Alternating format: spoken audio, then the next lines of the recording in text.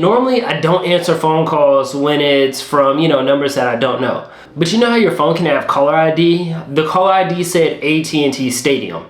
And at first I'm thinking, oh man, what have I done?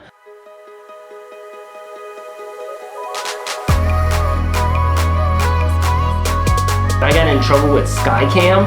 I was flying my drone while they were testing the camera. And I had already scouted like the area and everything like that. I thought I did my due diligence because there was nobody on the field or anything like that when I launched. But by the time I had flown in and out of one of the suites, they were testing the camera. Apparently the camera was moving around on the field and they were not happy with me flying a drone inside of the stadium.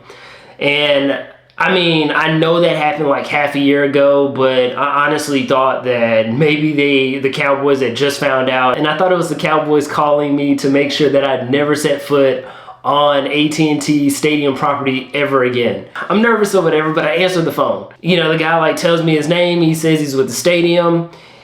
He's like, hey, we need you to come out and take pictures. And I'm like, take pictures? So the stadium, for real? And so he's telling me that he wants like photos for the stadium at nighttime. And I'm thinking, nighttime, okay, it's a little odd. And so he sends me this follow-up email. Thanks for the call. We plan on coming out on Monday around 9 p.m., which, it's going to be kind of dark at 9.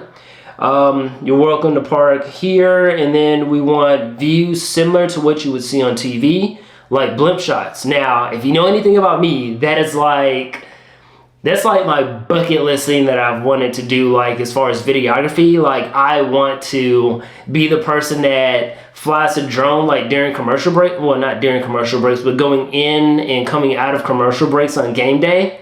There'll be a drone operator that the TV feed is attached to their camera, well, their drone.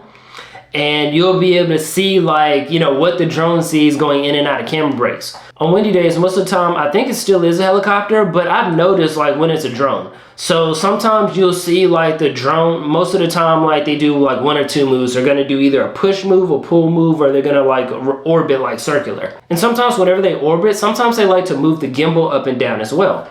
And you can tell that sometimes it's a drone making the footage, because you can tell like when the pilot is like on the gimbal. The gimbal has like a little wheel.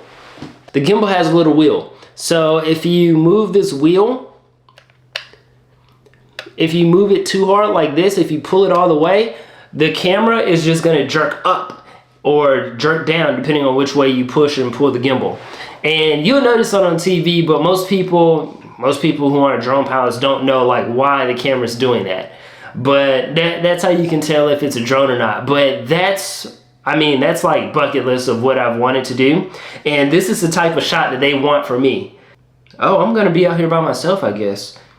Well, anyway, it says that I'll be flying a drone around 9 p.m. on Monday to take some photos. I'm good to do this, and to make sure that all the roof signage and the globe, because there's a huge globe on the top of AT&T Stadium, that all the lights are off.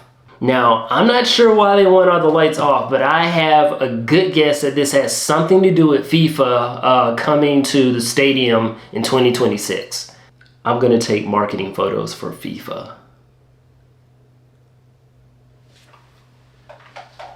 The one thing I do need to do is make sure that all the blades of my drone are good and that my drone is in good shape, because I don't want to have any accidents happen while I'm out there. Number one, that'd be pretty embarrassing. Number two, I wouldn't get the shot. So really it's just a visual inspection of the drone. Make sure that the gimbal, because it's not on, it's going to move freely. No smudges on any of the sensors. That there aren't any like chips or imperfections in the blades, because there's only 8 of these that holds up this drone. Oh, I found something. It's minor. There's a small chip right here. Maybe you'll see it easier on the back side of it.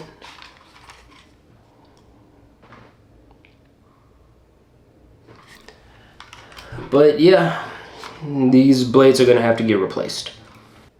I wish I had a DJI store where I lived.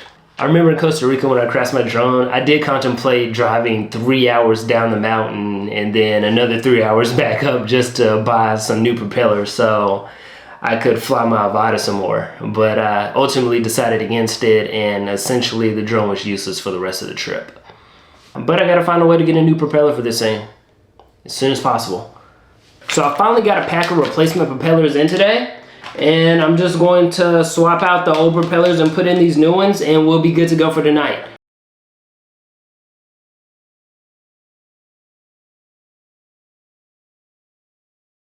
Alright, got the new propellers on here. Gonna slap a battery in here and give it a test flight inside the house.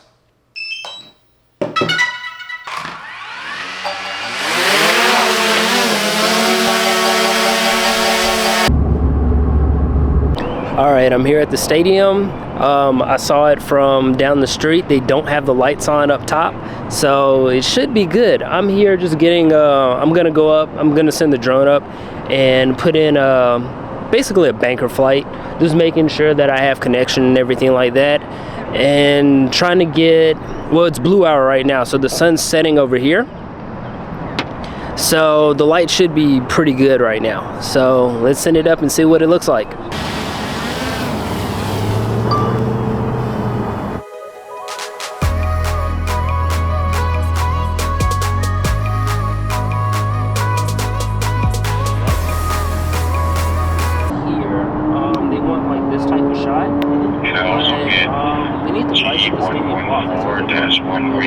Oh, I am early. It said about 9 though.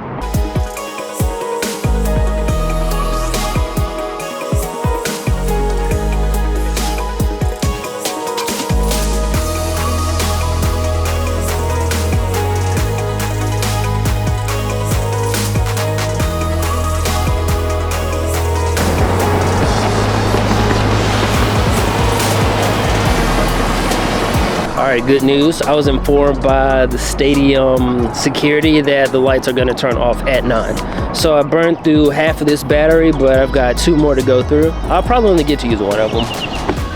The rooftop lights are off. Alright, thank you. They also want to know, how long do you need the lights off for? Probably about 20 minutes. 20 minutes? Alright, I'll let them know. Alright, appreciate you. We got the lights off.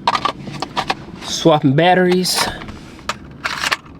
Got to put this light on my drone. I don't know if you can see this, but it's probably not in focus. But this is a strobe, and I turn it on right now, it might blind me in this car, but it lets other aircraft see my aircraft, so they know that there is something in the vicinity. But because I'm operating a drone, every other aircraft has right of way, so I need to get out of their way if I see them. Well, when I see them, not if. All right, it's game time. Let's do this. Take off. All points updated.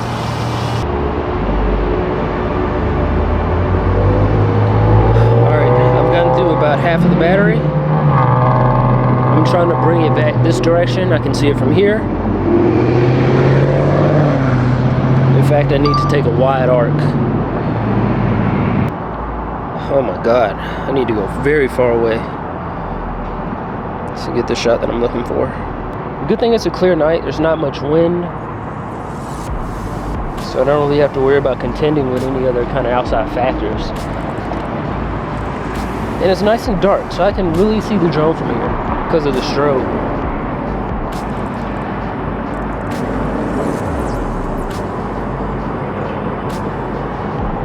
Alright, so I'm gonna try to push this thing as far away as I can. Man, it's not warm right here. This is about as far as I go because I feel like I'll start losing signal. Losing signal is the last thing that I want to do with this little battery left. Ooh. Now I can see it from here, and I see a plane behind it.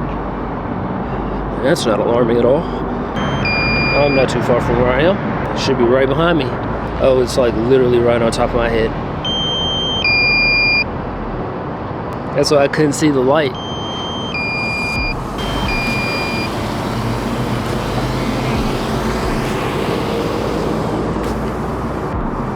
I would swap batteries and send it up again, but there's really no need. I got every kind of photo that I think I need for this kind of shot. And if I am right about this, and this does end up being like the shot that they use for FIFA in 2026, just know it got shot on a Mini 3 Pro. Your clients don't hire you for your gear. They hire you because you're the best person with the tools that you have. So use your tools. I just shot for the Dallas Cowboys. That was pretty awesome. Sent the email to the client, let them know that everything went well, and I'll finish everything up tomorrow.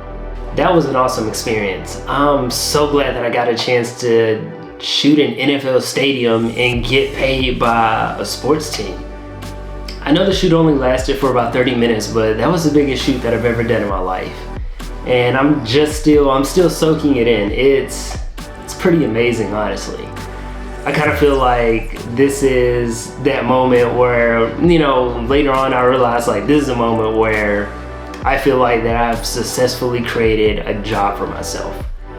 Most of the time whenever I go to events, I don't even introduce my business name because I don't really think of it as that. I just think of it as just me. So I don't tell them that, hey, I'm representing my business or whatever. But when Stadium Security asked me earlier today, what's the name of the business that I work for? And I'm like, oh yeah, Godspeed Development. It really felt like it was a real thing rather than just, you know, this guy that comes out, flies his drone, takes, you know, some cool photos. Well, I think the photos are really cool. I do some like really cool work. I don't really think of it as much more than that. And today, like, I really felt like that changed. So yeah, if you feel like you've got a business up here or in here, stick with it. Make sure that, you know, first off, you got your finances in order before you completely sever yourself from the job and make that leap into full-time entrepreneurship, because it is worth it. It is so worth it. And I look forward to sharing more of my story as I grow and evolve. So thanks for watching as always. It's really late here, so have a good night.